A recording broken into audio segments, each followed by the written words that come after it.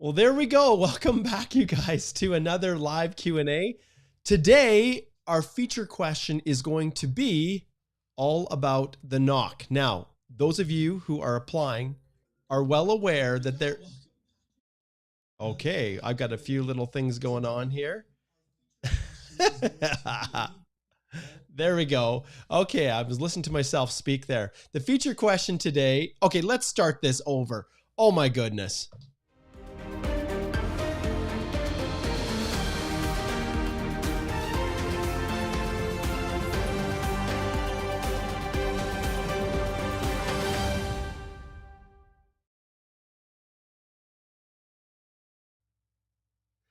All right, that's a lot better. Welcome back to another Immigration Live Q&A. In today's episode, we have a new feature question, and this one is in Express Entry. Do I need to meet all the job requirements in the NOC? Now, we know come November, things are going to roll over to the tier system, and on our website, we've produced a lot of content on that. But right now, people are getting drawn. They're receiving invitations to apply. They're submitting their EAPRs. So we are dealing with the world today. And this feature question submitted by Mike is a great one because it gives me an opportunity to really demonstrate to you guys a question that I see a lot. Let me just flip over here and I will show you what I mean. So when you go to the National Occupational Classification, the 2016 version, that's what we're rolling with right now. You can see version 1.3.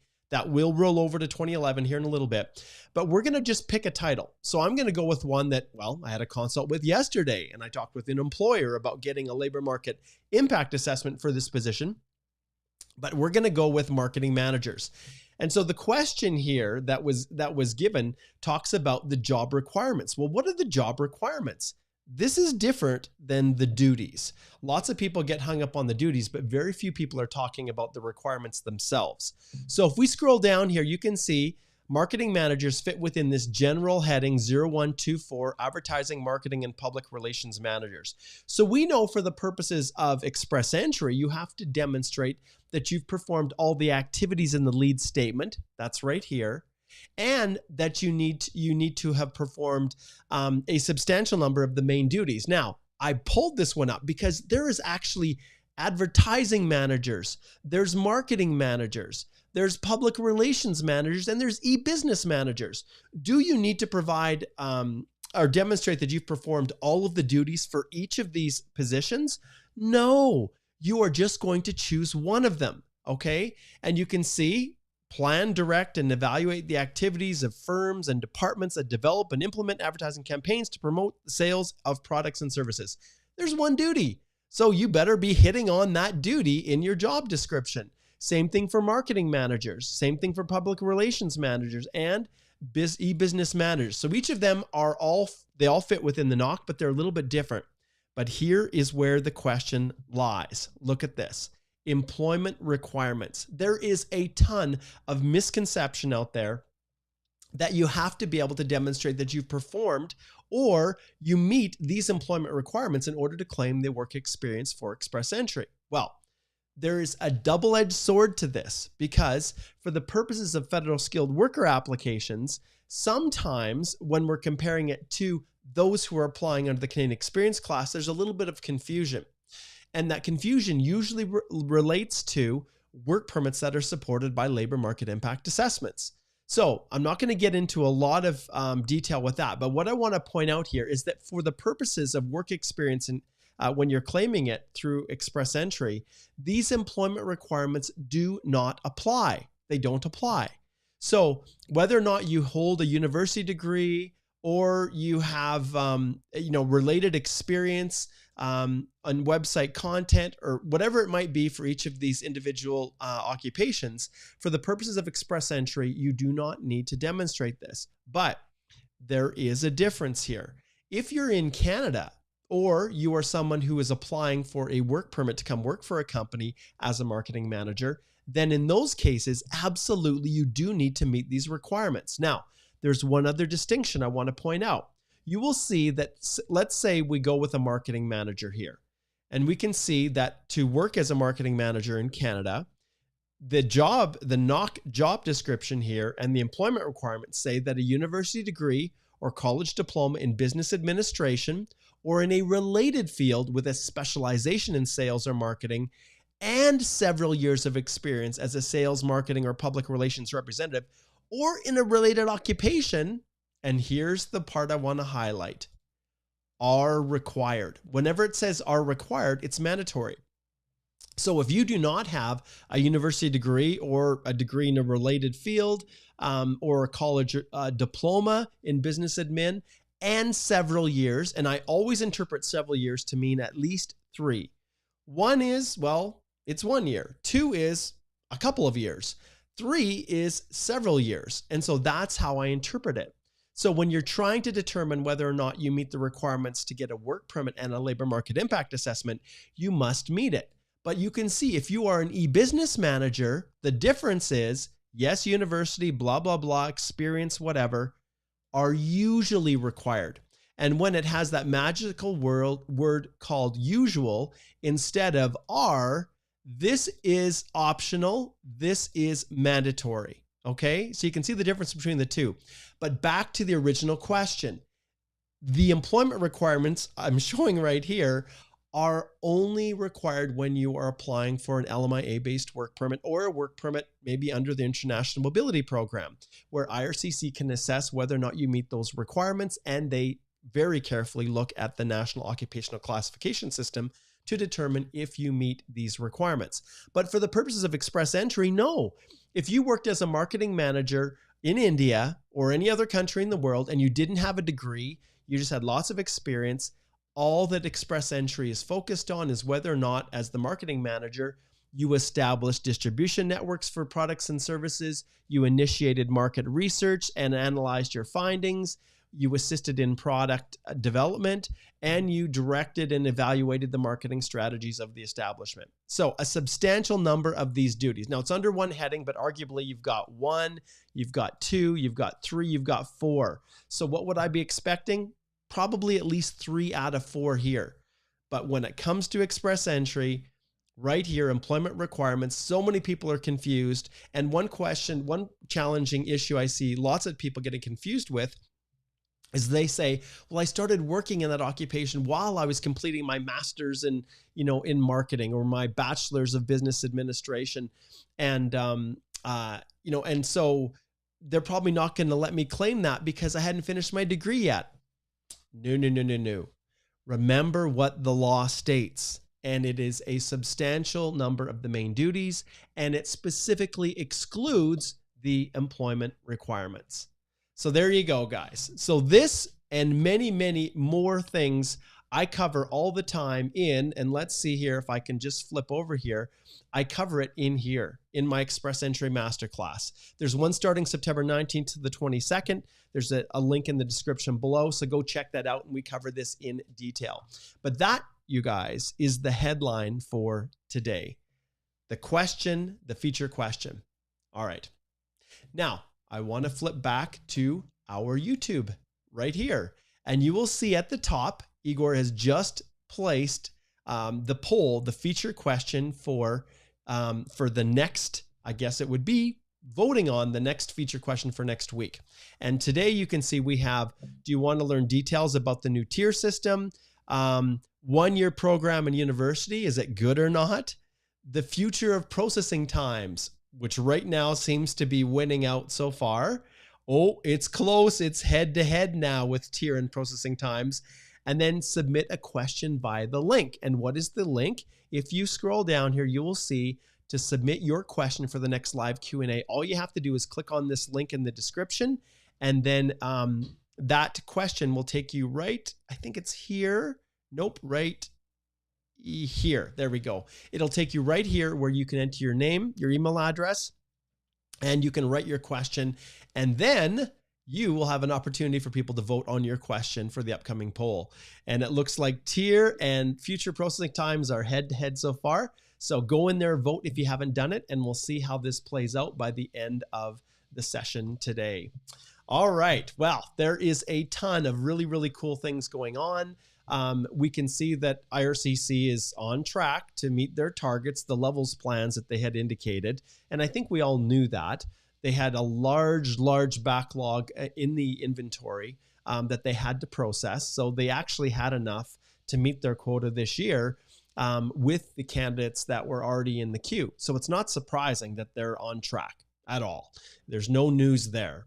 But the question is, what is happening with the rounds of invitations? And as we've looked at what's been happening, we know, and let me just pull it up here. I'll slide over and show you guys. We can see here that the pattern is a very positive one. So August 31st, so we still have another week probably before we see another draw. You know, it's been a week from the last draw. So we probably have one more before they do another draw.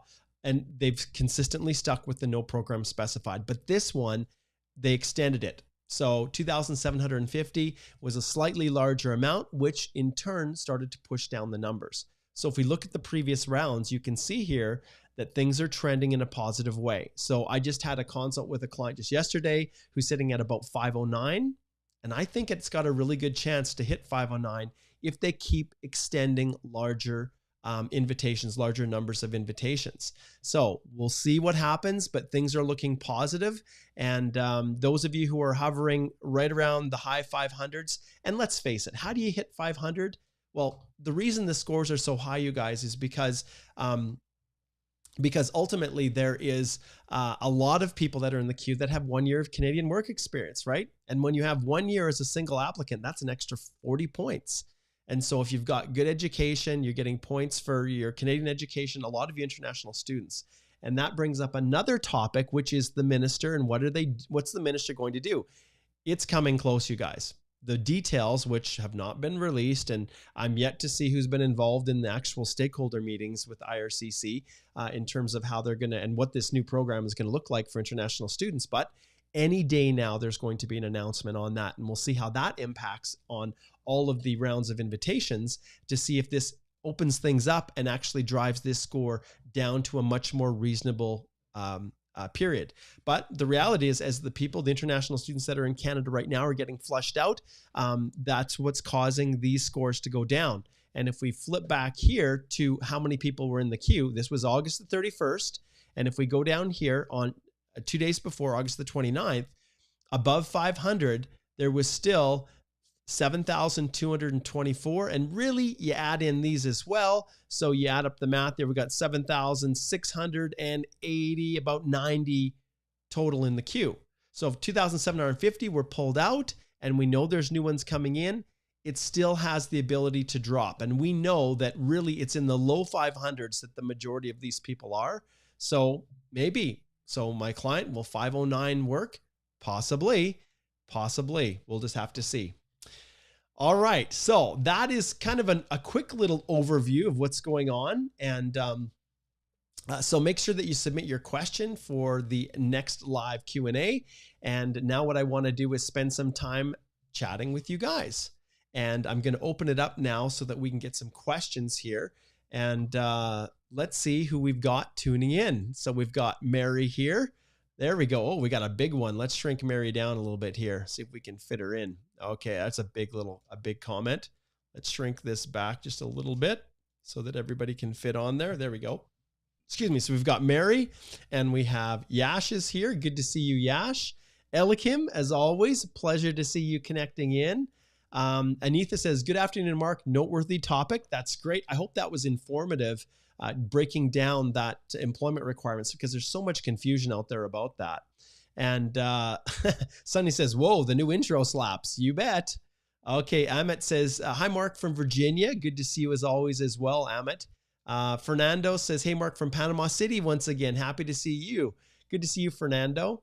Okay, so Only Education says, hey, please tell about purchase officer. My qualification is a BA LLB, and I have during study experience. Okay, so this is where I click the bell, ring the bell there, and I can tell you that I spend entire consultations working with people sometimes to identify their proper NOC. And yes, things will change in November, but ultimately the principles are going to stay the same. It's just they're going to separate out the categories, create more occupations, stratify things a little bit more, to split up the Bs a little bit, to raise up some of the Cs, to drop down some of the Bs. And ultimately, that is something that really is best suited to slide over to our website and actually book a consultation where we can go through everything in detail. Because remember, guys, it's not the title. We don't care about the title. Well, we kind of care about it. But if you say you're a rocket scientist and you are claiming a NOC code of a food service supervisor, well, immigration's going to get real confused about that.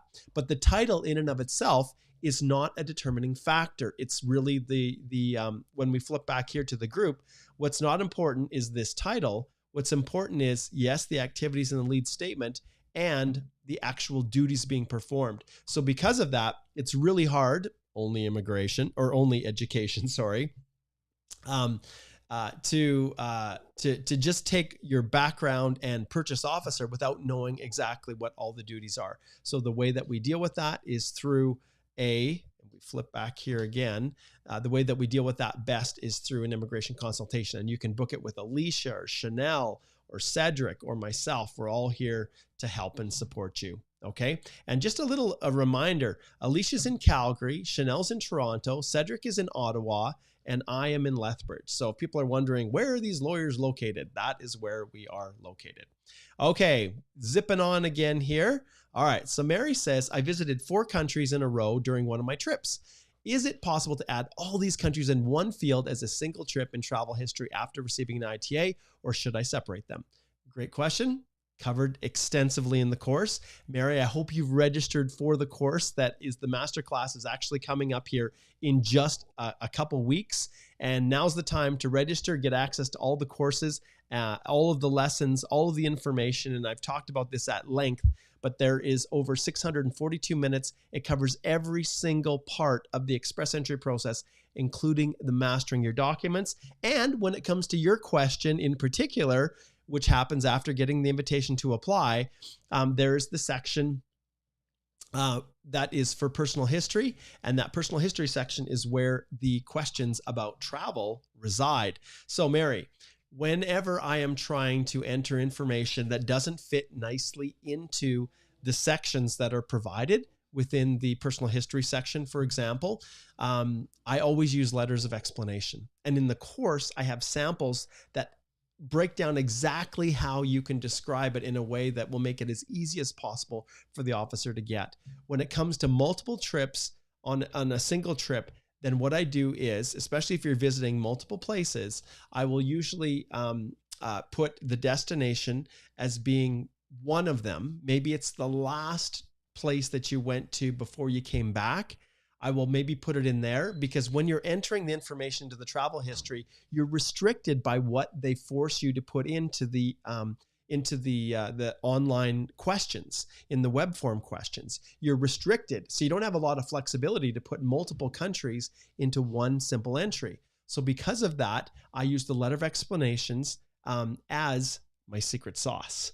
And then I explain, please note that in the travel history, I indicated I went to Greece, and then I returned back to, say, I don't know, India. But in reality, in the letter of explanation, I'll state, but please note that I also traveled to Italy and to Spain and to Portugal before I returned, but there wasn't a spot to fit it all in. So I use those letters of explanation as the secret sauce for everything in express entry.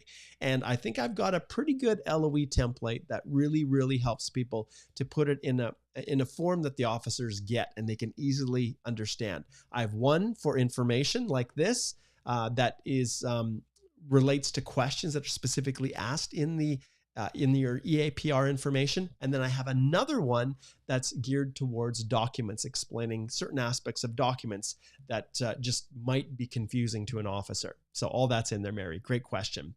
Okay. All right. Mary comes back with another one. I'll hit one more, Mary. Okay. She says, is it okay if the job title is not in the exact wording of the NOC? Absolutely it is. Job responsibilities match. Yep.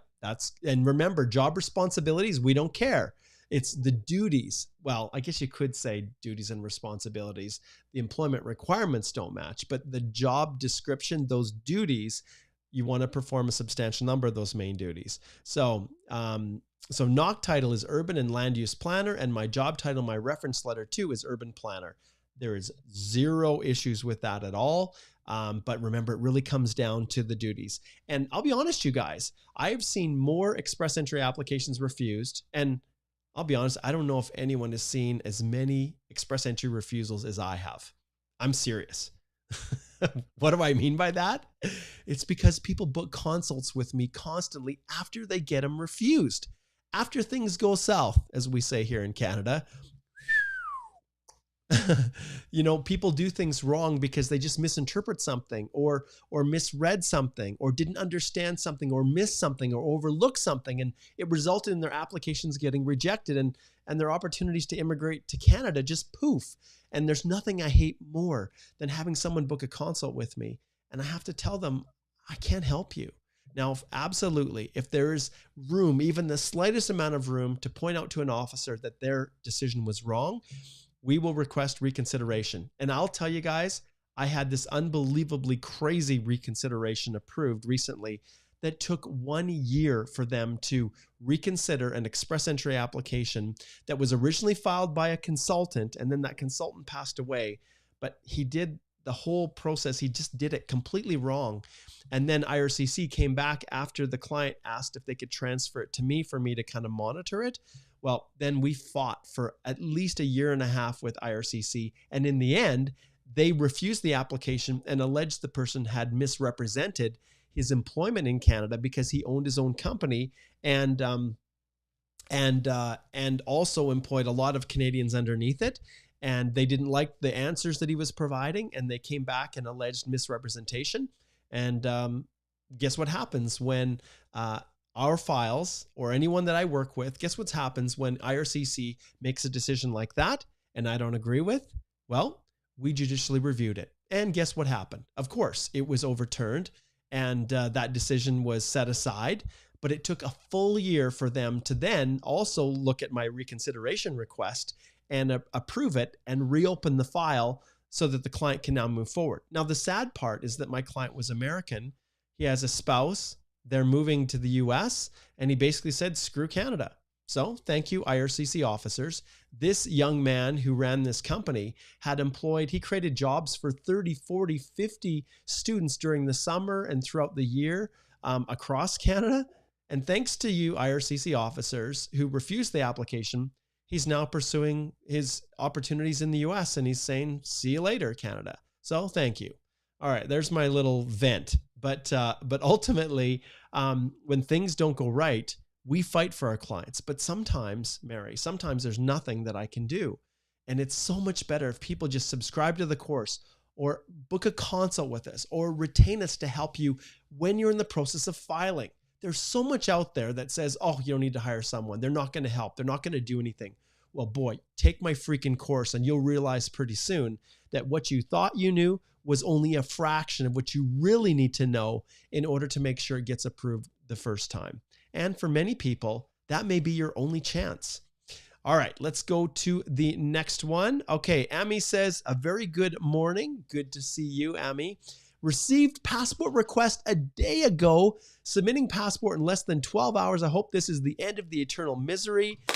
You, my friend Amy, are getting a big applause. That is awesome. I am seeing more and more and more passport requests coming through. Like we said at the very beginning, IRCC is pumping those through, is flushing out all of you guys, Amy, that have been sitting for years to get your permanent resident application approved. I had one tough discussion with a client yesterday who ended up moving to the UK. And now he's trying to figure out, is it even worth going to Canada? And he's at the very, very end stages. But wow, I've been really, really frustrated with how things played out with the immigration department and just all of the people that were left just spinning in the wind, all because of the pandemic. And there's a lot that I don't agree with how things were dealt with. But the reality is it's easy to look back with hindsight and say I would have done things differently. And when I was working on the national executive, which now I'm officially dropped off of the Canadian Bar Association, I'm free to speak whatever I feel like now. And those early days with the immigration officers who were running the department heads, they were working so hard. I was so impressed with how much they cared and how hard they worked. And then after that, it just went south. Boom. It was like the new people, all those good folks moved out, new ones came in. And I'll be honest, I didn't get the sense at all that they cared. And that's why we're in the situation we are. And then cabinet, the Liberal government, made decisions. And I want you guys to listen to this. They made decisions based on as much political reasons as anything else to extend humanitarian efforts in a massive way to Afghanistan and to Syria. Well, Syria was previously, and to Ukraine, which I personally fully support without any reservation. All the efforts that Canada has made to extend our humanitarian aid to people who are desperately in need, fully supportive. And you could see the free courses that we created to help people with their QED applications from Ukraine. We volunteered on the front lines with the Afghan crisis and offering pro bono services. But the way in which the Liberals just forced the immigration department to drop everything, somebody has to suffer. There's only so many people to go around. And I don't agree with how they did it. They should have done it in a much more measured way. And so that's why people like Amy were stuck without getting their applications processed for years longer or even more than it should have been. And I was really frustrated because they never thought through, and it's as much political, these decisions, as anything, which is really frustrating because there's real people's lives that are at stake. All right. And, and to a large extent, I look at Minister Fraser and Minister Medicino before, they take a lot of the heat, but these are good guys who are trying to do good things. But their own political party has their own motivations. And even though they probably wanted to do different things, they take marching orders from our dear Prime Minister. So that's the reality with all political parties. Okay, enough politics. But boy, it's hard to get outside of it because it's so intertwined. Okay. All right. Aisha says, hey, Mark, do I have to also show my funds for a visit visa, which my father will be applying for, showing his funds and ties back home? And if I have to show, then how much should I have in my account? Aisha, that's a consultation. These applications, you guys, are not nearly as simple as you think. That's not really the whole basis of the question. Even what you're asking there, Aisha, it says, do I have to also show my funds for a visit visa? Well, if your father's supporting you, it really is you, right? It's you. That the assessment comes down to you. And do you have those funds yourself? There's this concept of show money, which really is not a cool thing, you guys. Effectively, it's, let's get some money, let's pool it together with all our friends, and then we'll put it in my bank account, and then I will show that I have funds when really they're not yours. I'll be honest, guys, that's misrepresentation. And if officers don't believe that the funds are really yours and available for your use, then they'll have questions. Now, with that being said, family does give money. Friends tend to lend money. That's my own policy. And a father does give money to a son or a daughter who are looking to travel. I do that for my own kids, right? So, but you need to document it well. And the funds, really, it's better that those funds are yours. They're liquid funds available for you to use and in your own bank account. And that goes the same, 100% for the purposes of express entry, but any visitor visa, study permit, things like that, you really want to show that you've got those funds. And if you can do that, then you're going to have a far greater chance that it will be approved. Okay, let's jump to our supers here. Okay, let's see here. Yes. Okay, we'll pull up Barbie Dreams here. That is so hilarious. I love that tagline. I wish I had a picture to match up there. Maybe, let's see, what is my kid's favorite Barbie movie? Let's see. Maybe Barbie Island Dreams. I don't know. No, it's Island Princess. Hilarious. All right. So back to the question. What do you think of Motion 44? So just to give some background, you guys. So this is a members bill that came through that I think from their own Liberal Party that mandated that the minister figure out a plan for international students. And the minister had 120 days timeline, which yes, ends tomorrow. And what do I think it will look like and when it will launch? So what I want you guys to understand is that I have been heavily involved with that issue for a very long time. So what I'm going to do here is I'm going to show you something that I've been working on, and I think some of you probably are not aware. I don't just get up here and just blither on and talk about things that are regurgitated from other people. I don't go and read the CIC news and decide, hey, these are topics I should talk about. The reality is I'm heavily involved in recommendations to the minister, and one of those was this exact issue. So let's see if we can find this one right here, February the 16th, 2022. So in particular, as a part of this working group, and this is a letter that we sent back in February to the minister that addressed, one, the extension of the temporary policy for workers, which, my goodness, it took so long for the minister to follow through with that. And then a pathway to PR status for foreign nationals who graduated from post-secondary academic programs in Canada. So we called that, in a way, we kind of called it the CEC Plus. And so we proposed and made some recommendations on what the minister could do with this new program that he's creating. So it'll be very curious to see how many of our recommendations that he brought forward. I would like to think, obviously, that it's done in such a way similar to the TR to PR pathway for international grads, where it's going to capture all of the people who have been left behind when there were no draws. That whole period from September of 2021 all the way through. And even now, it's still no program specified draws, right? We haven't seen any CECs. And so those draws or lack thereof have really put a lot of international students in a tough spot. So I'm hoping that the minister is going to create something similar to the TR to PR pathway for international students, but one that does not have a timeline and a cap. In my mind, I see it being a pilot program that will extend out. Let's face it, international students are the lifeblood of our immigration program. You guys who come, study, learn, get your education are the most employable coming out of school, even more so than federal skilled workers that are coming through just straight through the FSW program. So yeah, so those are my views on it. What exactly it looks like, I think it's probably going to be close to what the TR to PR pathway looked like for international graduates. You know, why create something new? Except I would not have a cap, and obviously, I think to a large extent, I shouldn't say it's totally similar, because I think they're going to require that you actually have a postgrad work permit and not open it up for someone who's still in school. I think that'll be another difference. It will be targeted specifically to those on postgrads.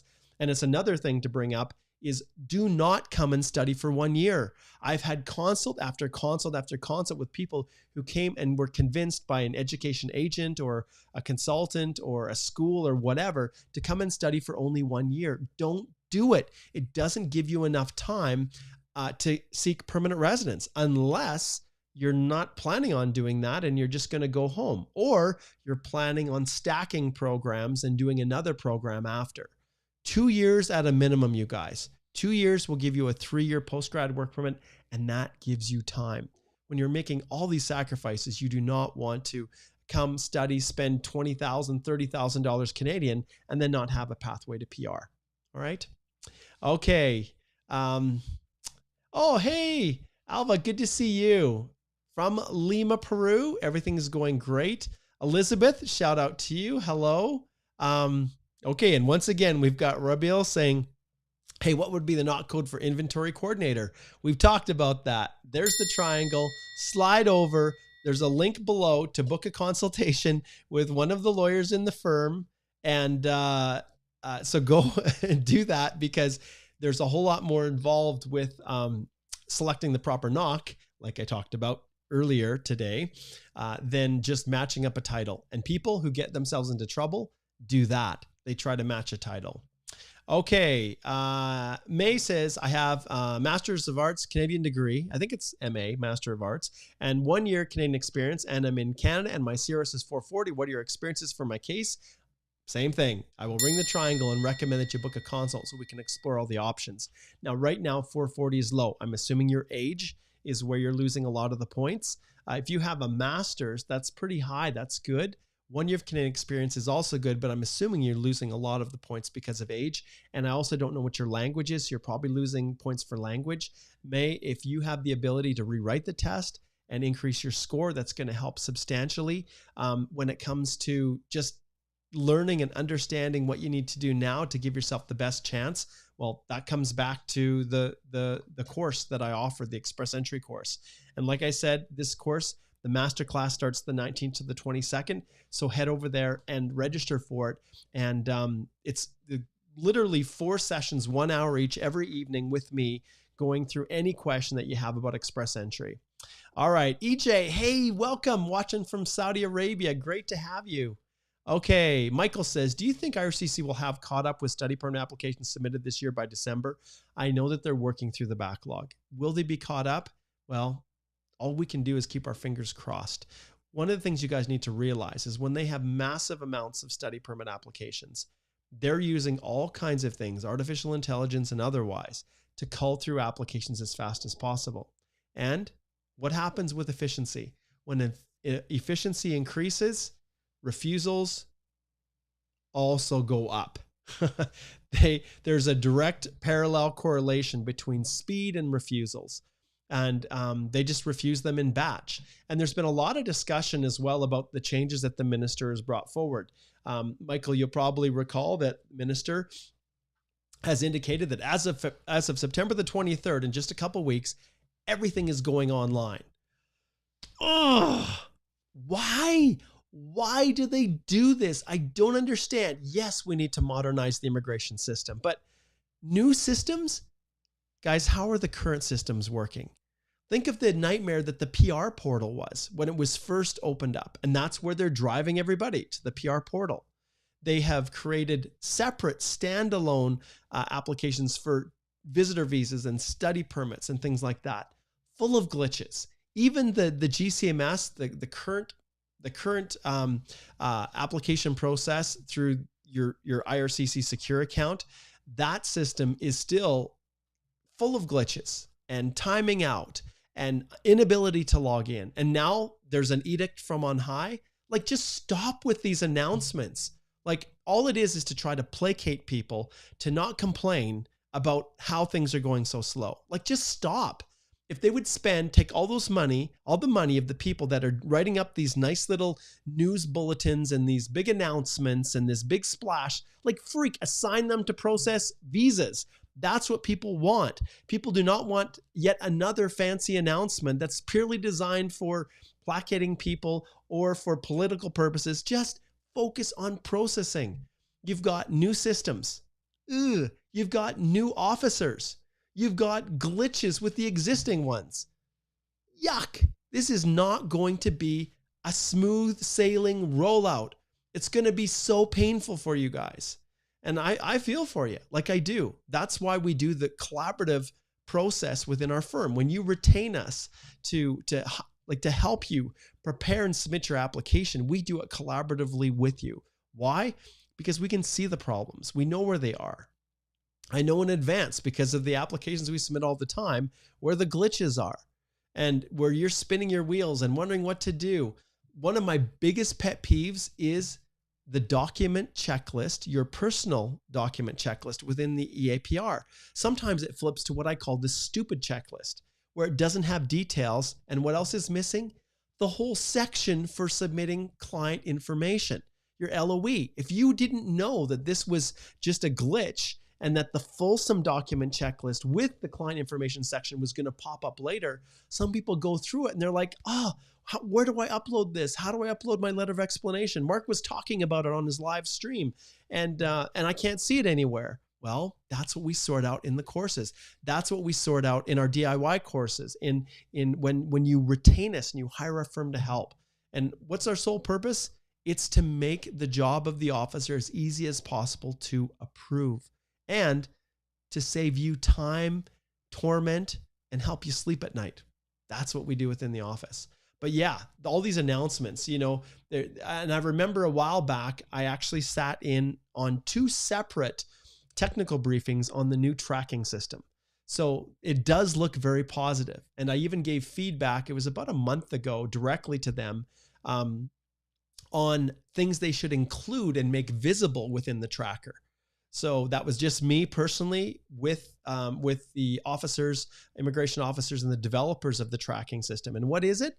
It's designed to let you know where your application is actually going to be at, the stage in which it really is in real time, and avoid the need for you to call the call center, submit web forms, all those things that you're desperately trying to do. reaching out to a minister, right? And so there's positives on the horizon, but to say September 23rd, everything's going online. Oh my goodness. Oh, and there's always going to be exceptions, but to just do that and then force, like, it doesn't help. Why? And then, there's other things that they're doing. And when online, it's going to include everything. Like right now, we've got some applications that are paper-based. There's times where I will still submit spousals via paper, and citizenship applications, they're all moving that direction as well. So all these fancy announcements and things they're not helpful. Just spend your time processing applications. Assign the officers to do that, and life will be a whole lot better. Right, Michael? All right. Okay. Ankit says, what happens to the OINP human capital priority stream? OINP, this is another topic that I'd love to talk on, and I think I'm going to do a video on it. And guess what it's going to be called? It's going to be called Why You Should Never Move to Ontario or British Columbia if you're seeking to study, work, or immigrate to Canada. That's going to be the title. And it's a little teaser because I'm going to probably release that video in a couple days, and I'm not going to tell you here, but I've got my reasons. Okay. And Only says, please explain the NOC purchase officer just like you did in marketing manager. No, I'm not going to because the principles are the same, my friend. And when it comes to understanding whether or not the purchase officer is the right NOC for you, I recommend you book a consult so that we can go through it in detail. Because how do I base it? I base it off of the job description listed or the duties listed in your employment reference letter. But as far as purchase officers, what is the NOC code for purchase officer, right? And unless I know what the NOC code is, I can't do that. And how do I assess to make sure I have the right NOC code? I don't just Google purchase officer, or I don't just punch in the search feature purchase officer. I actually look at the duties. All right. Okay. Tanya says, in my Express Entry profile, I mentioned my foreign experience from 2012 to 2021. I have an ITA. Now, when I submit documents, can I mention only since 2017? It will be easier to get reference letter from only one employer. The short answer, Tanya, is maybe if you do it correctly. You have to make sure, and I always address the actual provision, under the Act, the Immigration and Refugee Protection Act, A11.2, has a specific expectation and direction to officers when there is a change in circumstance between what you put into your profile and what you then submitted in your EAPR. And I've seen people do it wrong and get it refused. The key is to demonstrate without any reservation and explain very clearly in an LOE that the officers can see that there's been no change to your score and that there's been no change to your eligibility under the economic immigration program that you're going through. And so if you do it correct, Tanya, yes, you can do that. You can make changes, but you have to be very careful. Is it going to affect your the primary NOC that you've selected? With the other work history that you've put into your profile, you'll need to explain why you're pulling it off. But yes, you can do it if you do it correctly. It can work, and yes, it does save time. All stuff, once again, that I cover in the course. And it's interesting because when I go through the course, there are separate lessons for every single aspect of the process, including records of employment and, of course, completing your work history in the EAPR. These are all individual lessons, all on demand that you can pull from, you can watch. And if you don't need assistance with the other stuff, you can pick and choose what you want. And then after you've gone through them, there are 4 hours of live masterclass sessions. And like I said, it all starts on September the 19th right here. And so I recommend people subscribe now, work through so there's time, and then you can bring all your awesome questions during those 4 one-hour sessions. And it's just people that are in that group. So I hope to see you over there, Tanya. Okay. All right. Yash says, I applied for a work permit extension when the public policy was not announced, but after the announcement, I applied for the 18-month extension public policy. Now my initial application got rejected. Can I still work? Oh, Yash, this one, my friend, this is absolutely one of these. you need to book one of these right here. And I'm just going to show you guys. Let me just pull this off for a second. If you're wondering where it is, this is it. So this consultation, that's all you have to do is type in holthelaw.com consultation, and we can go through that. This is something, Yash, that, I wish that you would have connected before. I wish, excuse me, I wish that you would have booked a consult in advance, and we could have helped you to kind of navigate your way through that. Because yeah, that can be a huge issue. And this is what happens when you have multiple applications. Everything gets all convoluted and confused. The short answer is maybe, but I need to understand the history. I need to understand what you've submitted, where things are at, if you've got the letters, all those things. So I recommend, Yash, that you book a consult so that we can go through that in depth. All right. Let's see here. Okay. So Chaudhry asked a question that I get a lot as well. He's got his application, PNP, paper-based, AOR, all that kind of stuff, blah, blah, blah. Only criminality has been pending for the passport request. How much time required for criminality will pass? There is no set time, my friend. There isn't. It depends on the country that you come from. It depends on how easy it is for candidates to verify the information that you're providing. And the security and background checks are really, the thing that is the most volatile, because every country is different. And Canada can access some of the information a lot easier than others, and for other countries. And so it just depends, Chaudhry. I can't even answer. Okay, Sanam, once again. Hey, Mark, what if the employer is not giving a job reference letter? What else can be done? Not code 0124. Well, Sanam, that's exactly the same thing. And I keep going back here, guys, for a reason. This is why I created this course. And I'm going to go back and I'm going to show you. I'm going to log in as if I was logging in for myself as a student who'd subscribed. And I've got a bunch of courses here, but we're going to go to Express Entry. I'm going to view the product, and then you can see all of the modules. And then mastering your documents right here. Mastering your documents alone is worth the price of this whole course. If you go down, you'll see here records of employment right here. And lo and behold, as we scroll down to the download section, hours of work tool, CFSW, record of employment checklist. What if I can't get a reference letter? There is an actual download that has a ton of suggestions and advice and direction on other things that you can do to try to compensate. And we talk about this in length. The whole day of a masterclass, well, the whole session of masterclass is devoted to records of employment. But this happens a lot, doesn't it, Sanam? When an employer just refuses to cooperate. And why do they not want to give a reference letter? Because they want to hold you as a slave. They don't want to let you go. They want to make it difficult for you. Often it's large IT companies and other institutional clients, or institutional clients of mine, institutional enterprises and companies that they have no interest in supporting you with permanent residence. And when it's overseas, those companies know that if they give you a reference letter, you may then be moving to Canada and they'll lose you. So it's almost like forced servitude, right? And so every person's situation is different, Sanam. But what you have to understand is that when it comes to, and I'm going to flip back here and we're going to pull up a little search here. I'm going to pull up IRCC completeness check, which is my favorite site to go to. And when you go here and you go to the records of employment, we'll put here employment here and see what we can pull up. So proof of work experience, you'll see this is what they mandate. This is what's required. This information right here. So what you have to do if you can't get a reference letter is you have to find other sources of information and understand that an officer, if you don't have a reference letter, they can just refuse. But you're going to go here and you're going to do everything that you can to get as much of this information as possible.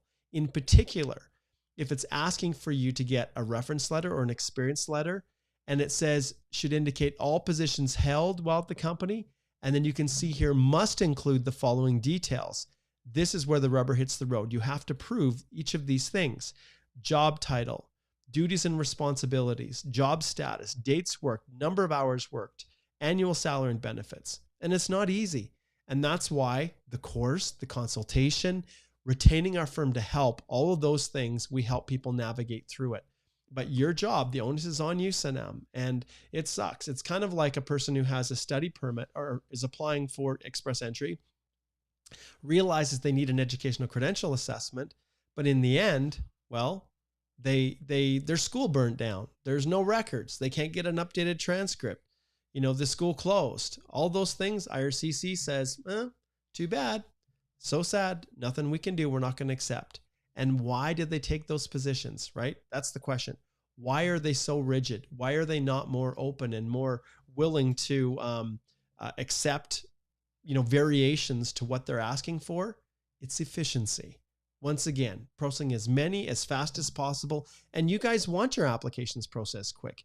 You want an officer to process your application in 3 months. Well, if an officer does that, they don't have time to sort through other alternative evidence to establish what they're looking for. It takes time. It delays the processing.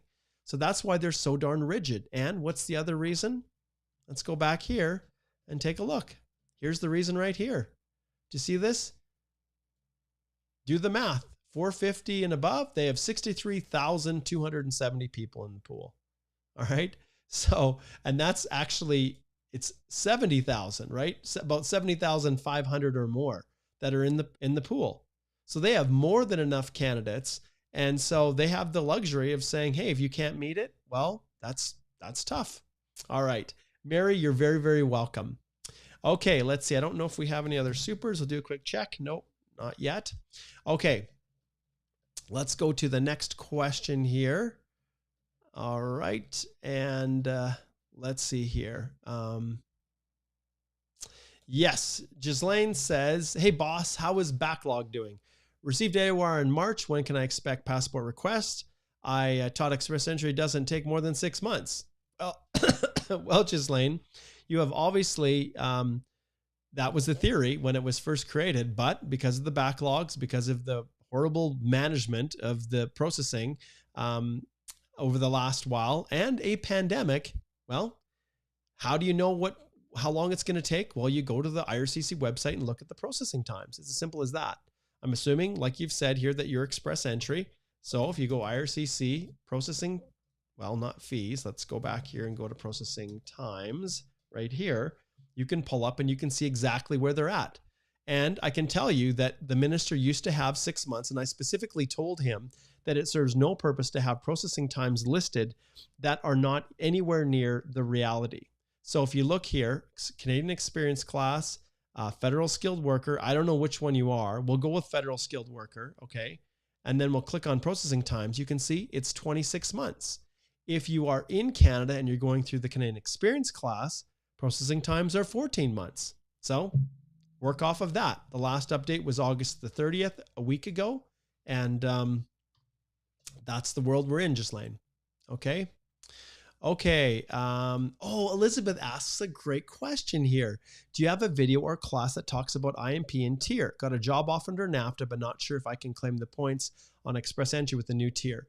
Elizabeth, if you got a job offer through NAFTA or the International Mobility Program, now we call it CUSMA, Canada, US, Mexico agreement. There is no world that I could envision where you would not be eligible for Express Entry.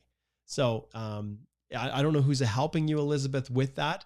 We do this all the time. In fact, Alicia and I are getting ready to roll out a series of videos on the different types of work permits. I'm assuming that yours is a professional.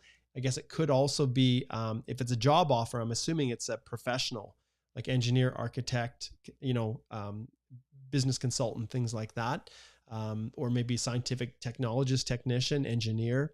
One of those, Elizabeth, we're happy to help people with those for sure. But ultimately, those are all pretty high skilled. And so I can't see any world. It's only if your occupation was sitting in a skill level B. And even then, if you've had education, you're a technician, technologist, which are really the lowest level within NAFTA. Although there are, I love the fact that you refer to it as NAFTA. It just irritates me. I have to call it CUSMA.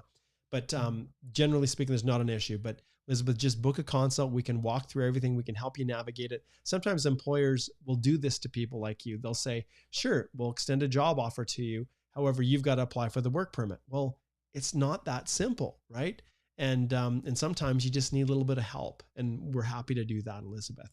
So for those of you who are interested in work permits and topics like that, don't hesitate to just keep watching, subscribe to the channel, because we will absolutely have content that talks about each of these. All right.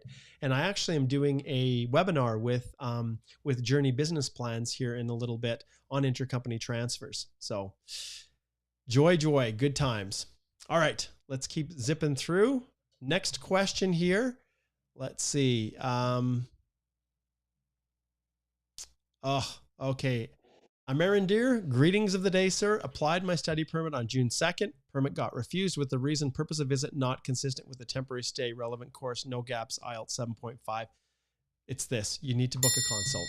So if you look and as you slide over to our site for consultations, you'll see that really even these are our areas that we focus on, okay? Exclusive areas of focus.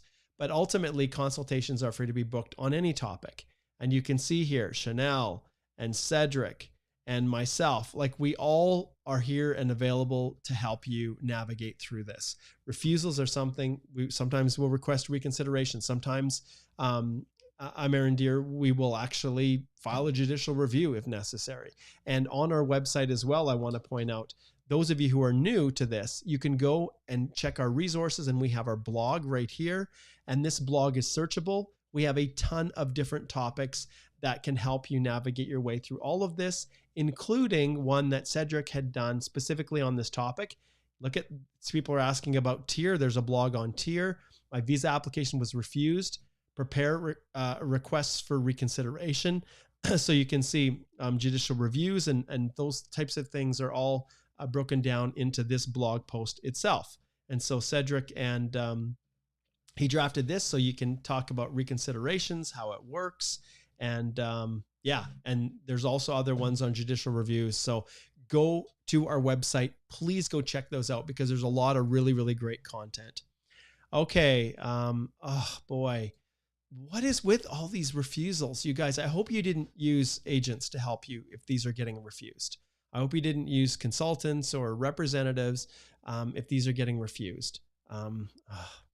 Like we're here and we're available to help. And I'm glad that you guys are posting this because there's this impression that everything is easy and that you can do it yourself. You don't need help. But I see, like 75% of my consults are people with refusals that are trying to figure out how to way to save it. And many times there isn't a way. So Lmia work permit and spousal got refused due to I'm not satisfied with the offer of employment is genuine and purpose of visit is not consistent. What exactly would be the reason? And please advise the approach. Not a clue, not a freaking clue what could be the reason until I've had a chance to look at what was submitted.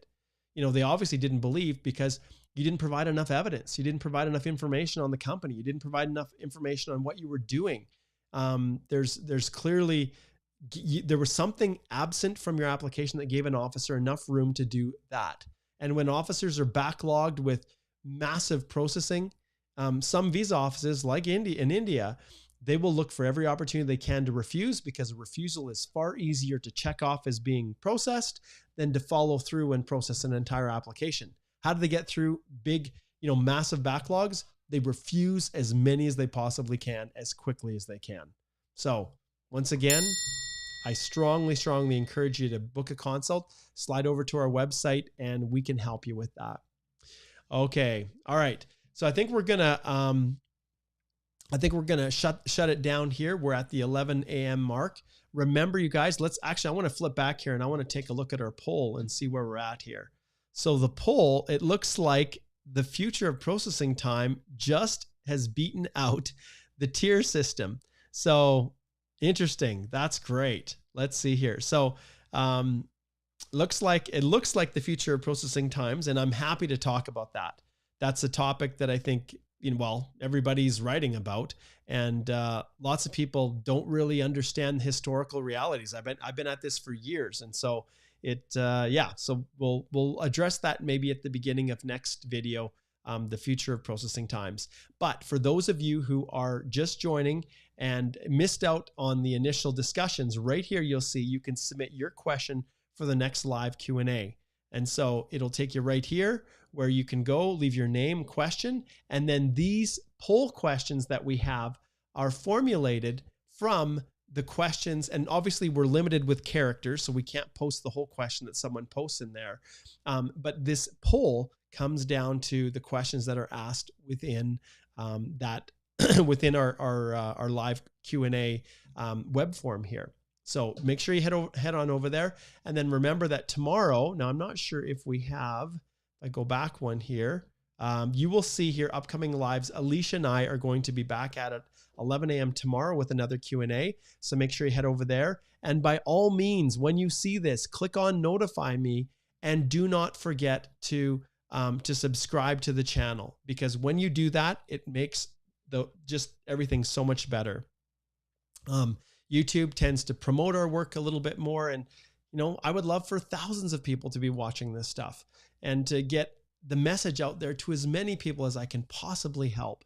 And as you go through, I just want to highlight just a couple other things that are actually in the Canadian Immigration Institute, our DIY host, I guess, and the sponsor of this podcast, which often they are CPD accredited, but for immigration consultants as well. You can subscribe to the newsletter, check out the testimonials, spousal sponsorship, TR to PR grad, express entry, all of these individuals. So, but the courses are spousal sponsorship. The next one is coming up October the 17th to the 20th.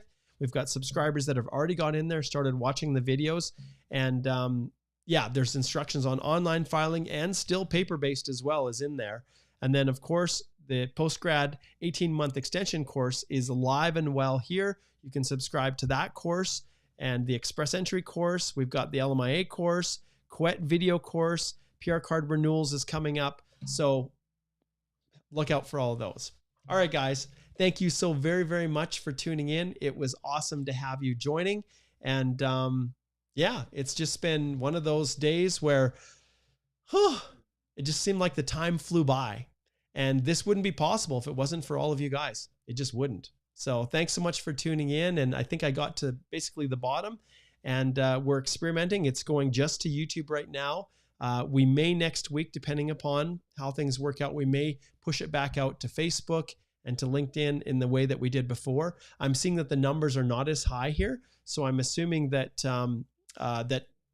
maybe it does work to go to multiple platforms, but we'll see. We're experimenting and checking things out all the time to see what works and what doesn't work. The questions are designed to make sure we're talking about things you guys are interested in. And after everything's said and done, it's just been it's been great to have you here. And summer's over, and I'm kind of sad. Just to put it lightly, I am kind of sad. All right, you guys, don't forget, submit your questions and for the next live, and we will see all of you guys tomorrow with Alicia at 11. Take care.